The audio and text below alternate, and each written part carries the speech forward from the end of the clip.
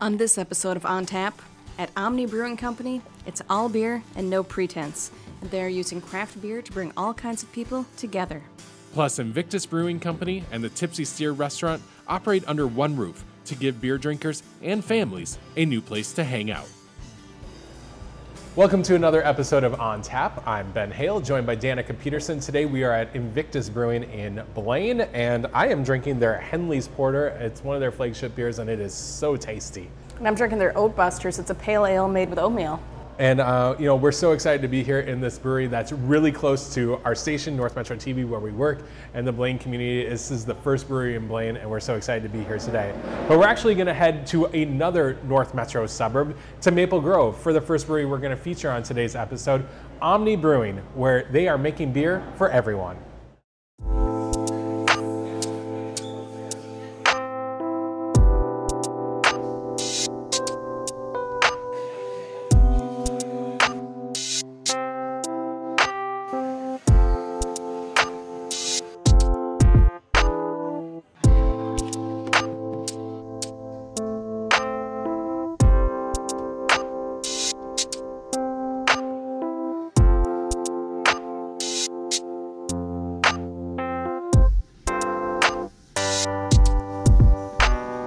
The conversation that started it all was I was just finishing up an MBA, and Zach, who was an engineer at the time, was interested in getting an MBA and was asking me some questions on it, but also mentioned he had a small business plan for a small tap room. And I kind of gave him the feedback of, you don't need an MBA, let's just do this tap room together. At the time, we thought it would be something very small, very, kind of hobby-esque that we would do on the side, and it's just grown and grown from day one to be something much larger than that. I've always been super interested in kind of the science behind things, and I actually had a group of guys and gals that we would play, on Sunday nights we would play cards, and we were all kind of getting into craft beer at the same time, so we would all bring like a six-pack for Sunday afternoons and evenings and play cards, and just kind of randomly got the idea to buy a homebrew kit. And college kind of ended. I took all the homebrewing stuff and moved to a new city, which was, in my case, Milwaukee, and didn't know a lot of people there. Ended up pouring a lot of my time and energy into the hobby, and the long story short is hobby became obsession, became business. I know we were the first one in the Northwest Metro area to open, and that was a huge kind of thesis of our business plan was craft beer is such a community thing, and for these large communities to not have a brewery just seemed to make sense, and we felt like we definitely would get the support in the suburbs if we were just a good community member and built relationships that way. I'm a firm believer that everybody can enjoy a beer, they just might not have found a beer they enjoy yet. So when we first opened, we actually opened with 2 beers. Part of that really being, we just needed to be open and start paying some bills for our construction costs. And so we opened with a pilot batch, which is a pale ale, and Hop Full, which was one of our IPAs.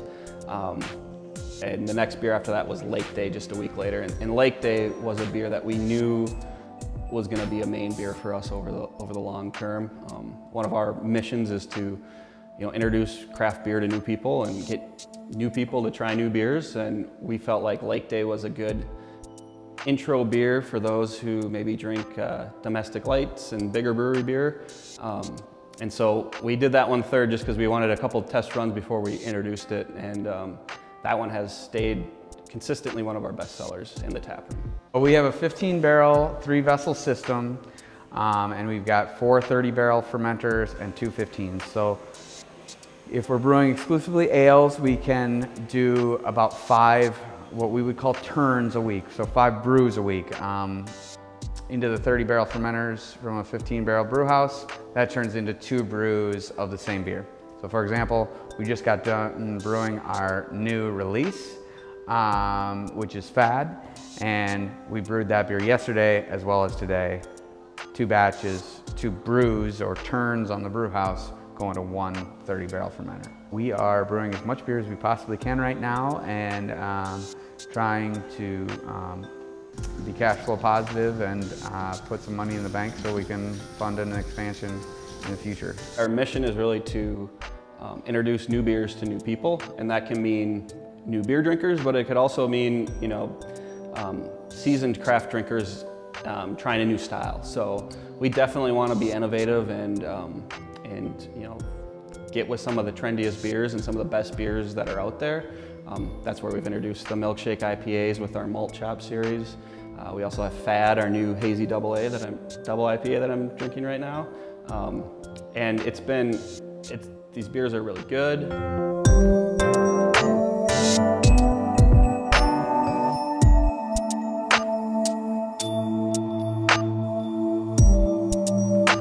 We want a laid-back atmosphere.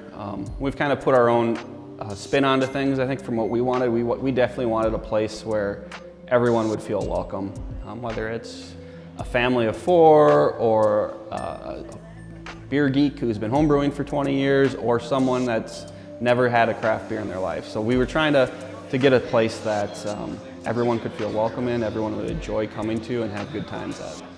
Beer is awesome in the fact that it brings people together. If you think about a lot of the good times you've had and just relaxing with friends, family, you know, creating good conversations, a lot of time there's a beer involved, and I think that is overlooked sometimes at how important that component is and what a great beverage it is. Been for almost the history of mankind. It goes way back. So yeah, I just love that about it. I have a firm belief that you don't need a man bun or a mustache to deserve craft beer, and to appreciate craft beer for that matter. So we just wanted to provide access to local folks. You know, if you go down to Dangerous Man on a Friday night, it's not all hipsters. It's hipsters mixed in with soccer moms and, you know, people from 21 to 65 that are just interested in this space. And a lot of the people that live in the suburbs can only access that on a Friday night or a Saturday night, or when they find a weekend out with their friends. And we're just trying, when we opened up, a big part of why we opened up was just to give access to the local community to have some local great crafted beers. You should own your backyard, and you know, we always talk about our goal is we should be selling more beer in Maple Grove than anybody else. I mean, if we could just do that, and we can do that successfully, we'll be fine. I'm not one to suggest that we should ever sit on our haunches, but I often forget to celebrate what we've done. I think we're in the top 25 breweries in the state as far as volume goes, which is someplace I don't know that we would have thought we'd be here so soon. So we're pretty excited about the future. And again, I would go back to say I'm very excited about the team that we have in place on the taproom side, on the sales side, and on the production side. We've got a lot of smart people working for us and that are pushing us to be better and better every day, which I think is key. Our mantra is all beer, no pretense. Our taproom staff will help you find a beer that is right for you, and that beer will exist here, and that, you know, all are valued and all are welcome. One good thing that, you know, a lot of people don't realize is craft beer in the community. We've always been focused on the community. We have a volunteer group actually that does a lot of charity work and volunteering around the community called Omni Brewing Co. And you know, I think one of the benefits to us being in the community is we're really efficient as a brewer at this point. We're a manufacturer that is inefficient, and because of that, we have created a lot of jobs. So we have 9 full-time employees now, and I like to think we're a good local employer, and we're giving them a chance at a good career. So it's one of the benefits when you see a local brewery maybe doing a tasting at your liquor store, and to give them a chance, because you know it really does go back into the community, and I think that's one of the values we can really provide. What's pretty cool is we're a very small physical space, so people, you know, if you're here early in the day on a standard weekday, there is a brewer or a packager or a cellarman around that would If you tap them on the shoulder, they'd be happy to tell you about the beer. Don't interrupt them too much though. We got a lot of work to do.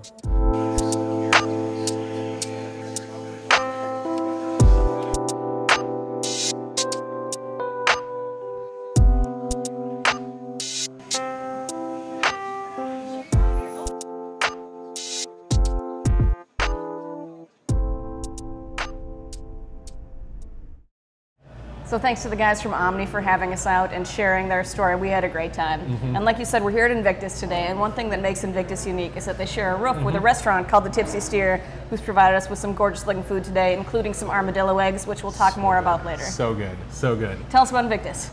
Invictus, this has been a labor of love for 10 different families that have come together to bring Blaine its first brewery.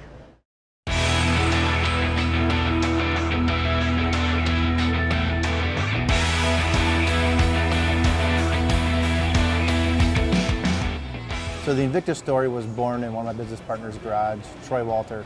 He had been home brewing for 20 some odd years, and our kids went to kindergarten together. So we met through school, through our kids, and he invited me over. I'd always wanted to home brew. I was always intimidated to do it, didn't know where to start, and just thought, you know, I'd go brew with him someday. He invited me over. We brewed an extract kit that day, and I thought, you know, I can do this. So bought my own equipment, and I quickly moved into brewing from extract to all grain. Then I thought, well, if I'm going to do all grain brewing, I might as well develop my own recipes. So I started doing that. None of my recipes are all that great, by the way. That's why we hired a pro. Tell me about the name. Where did the name come from? And I mean, on your glasses it says, beer for the unconquerable soul.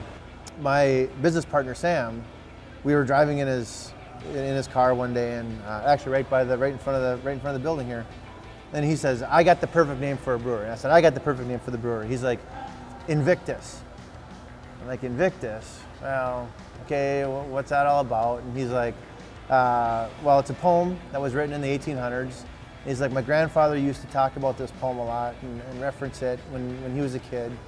So I thought, well, that's a great story, but what does the poem really mean? And I went back and read it several times, and the gist of the poem is just, despite the difficult circumstances you have in your life, you know, just keep working hard, and that your soul is unconquerable. That no matter what challenges you're going through, your soul is unconquerable. His name has a better story than mine.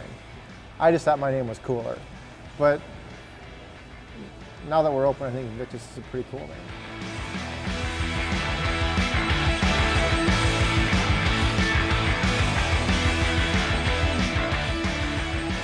You hired on a professional brewer, as you said. First of all, just talk, I mean, a lot of people go from, I was a home brewer and now I'm a brewer. So let's first kind of just talk about that decision to bring in a professional brewer and what went into that. If I wanted to serve mediocre beer, I'd have done it myself. I'll just put it that way. Everything that I made as a home brewer was drinkable.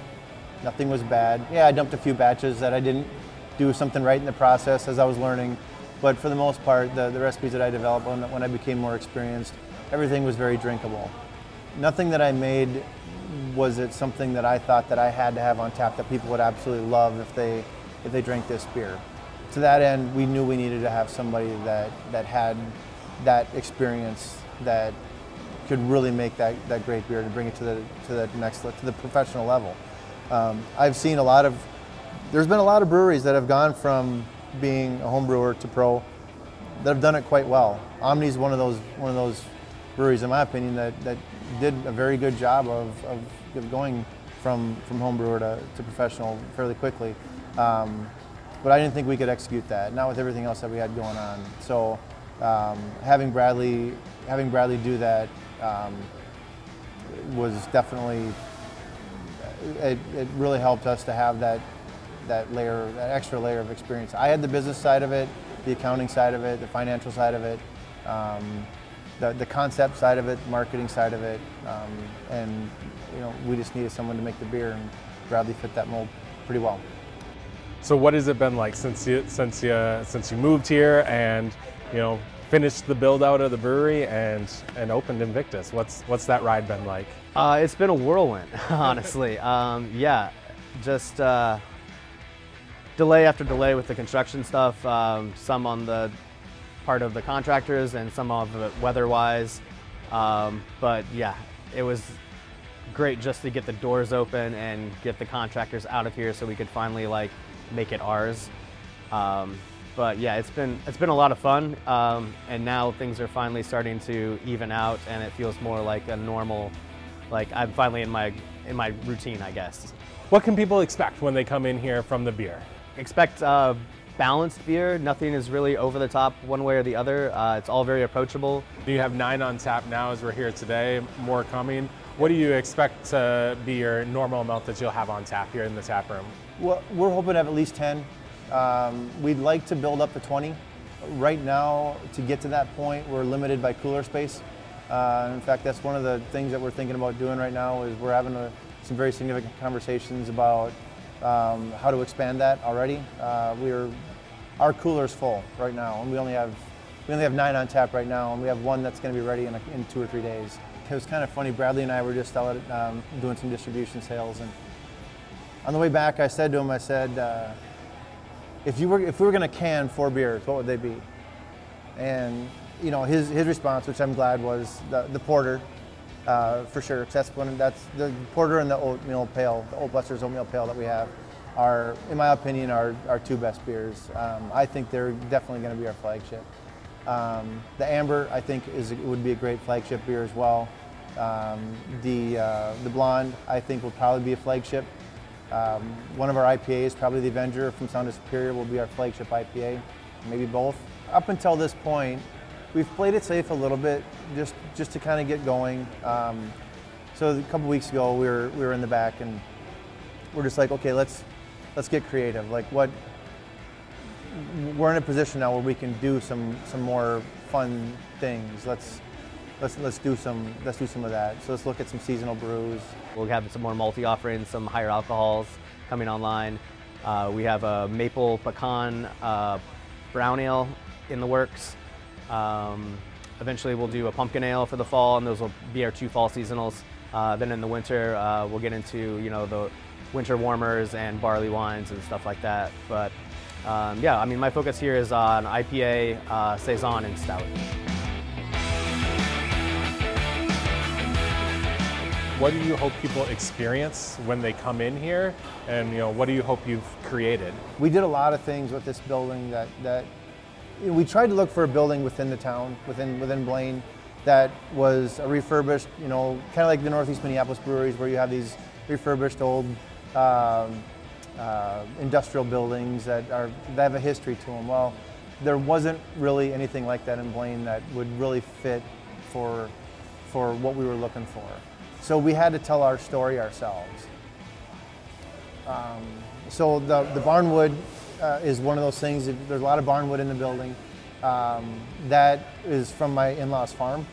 That my brother, my dad, my brother's friend, my mom, and my in-laws, we pulled the wood off that barn nail by nail.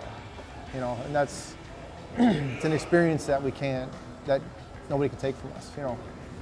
I think it's a great story to tell, that this is where that came from. My brother built these tabletops. This is just Menards wood on these tabletops, but the high top tables on the south end of the bar that are attached to the wall there, those are cedar logs that my nephew hauled out of the lake that my parents have a cabin on up in northern Minnesota. That used to be an old logging river. That those logs are sitting at the bottom of that lake for 100 years before my nephew decided to pull those things out. We tore down. Kind of a funny story. We were my father-in-law had a grain bin near two of the bins that we tore down to get the wood, and one of them had tipped over a few years back on top of one of the grain bins that we tore down, and it was unusable because it wasn't sealable at the bottom, and rodents would get into the grain if he ever used it. So I asked him, I said, well, what are you going to do with this grain bin? He's like, well, I don't really have a plan for it, and he doesn't throw anything away. He doesn't. So I said, well, can I have this grain bin? He's like, well, what are you going to use it for? I'm like, I want it to be the ceiling in our bathroom. He's like, I don't get it. So I'm like, well, if you don't have a use for it, I'm willing to tear it down if you're willing to give it to me. He's like, okay, you can have it. So he gave it to me, and that grain bin is now the ceiling in our bathroom. So it's those little things that we did that we just wanted this building to tell the story of, where we wanted to be unique, something that was us, and that's how we accomplished that. Why Blaine? Why this area for you? I don't think I would have built anywhere else other than Blaine. I mean, it's home. We probably wouldn't have built if we weren't able to get this specific site. I don't think it would have happened. Not for us, anyway. Maybe somebody else would have had an idea, but I mean, we felt that this was the best site to build a brewery in the proximity of the National Sports Center with all the improvements that are now underway, that we knew that were underway, and that would hopefully be coming in the will hopefully be coming in the future. We just, I guess for me, I can't speak for anybody else that invested in this, but for me, it was either Blaine or we weren't going to do it. The Blaine community was so excited for this to open. How did that make you feel, just knowing that this community was so ready for Invictus and was just waiting with bated breath for the day that you actually opened the doors? How did that make you feel? Great. I mean, I don't know what else to say other than great. I mean, the support that we've gotten from just about everybody, particularly people locally, it's been overwhelming. I mean,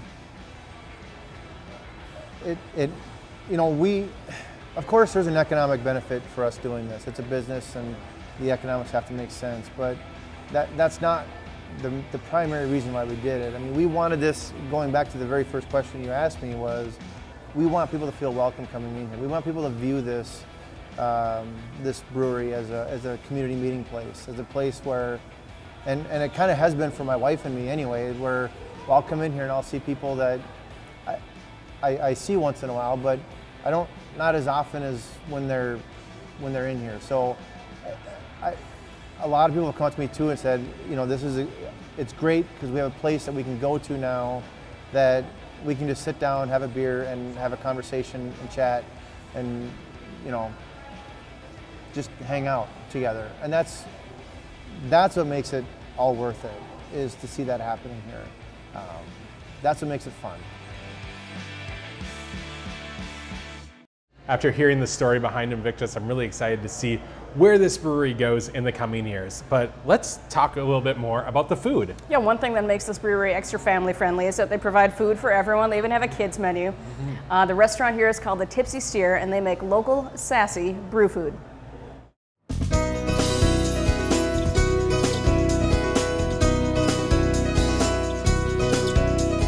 We do a lot of local products, local foods, unique foods. And it definitely sets us apart because not a lot of breweries have a restaurant involved. So I think it's a benefit for both of us, for our businesses. We have brick oven pizzas, we have burgers, we have a lot of starters and small plates, which I feel is probably our best niche. And it's a little more casual, that you don't get waited on full service. You come up to the counter, get your food, you get your beer, you kind of seat yourself. People have really embraced that a lot.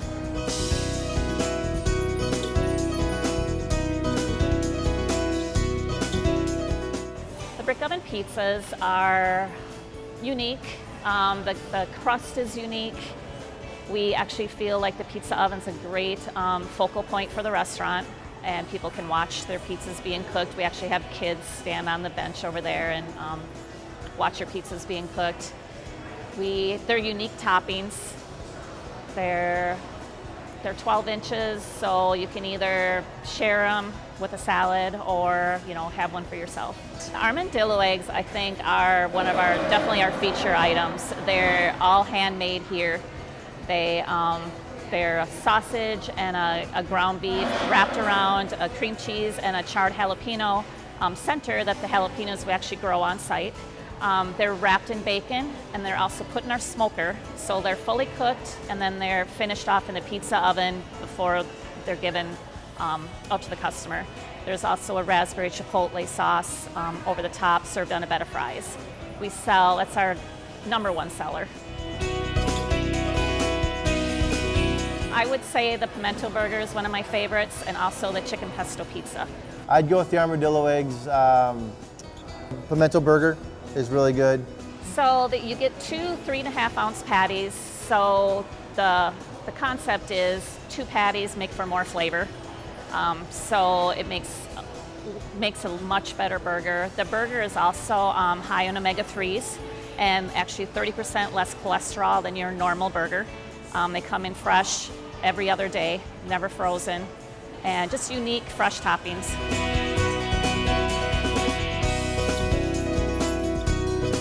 The shakes are we kind of wanted something extra. Since we are in a brewery, we as a restaurant do not get sales from beer or anything else. So we wanted to just add another dimension to that and to offer something for families. Because the brewery, when they were advertising, they wanted to be family friendly. So what better than to have unique shakes? So we saw a lot of them. We actually just started doing a shake of the month. We're on our 2nd month, so every month we'll do a special shake geared towards that time of year. It's nice to be able to do your own thing. It's nice to kind of be your own boss, even though you work a lot. It's just nice to see what you do and what you know just come alive.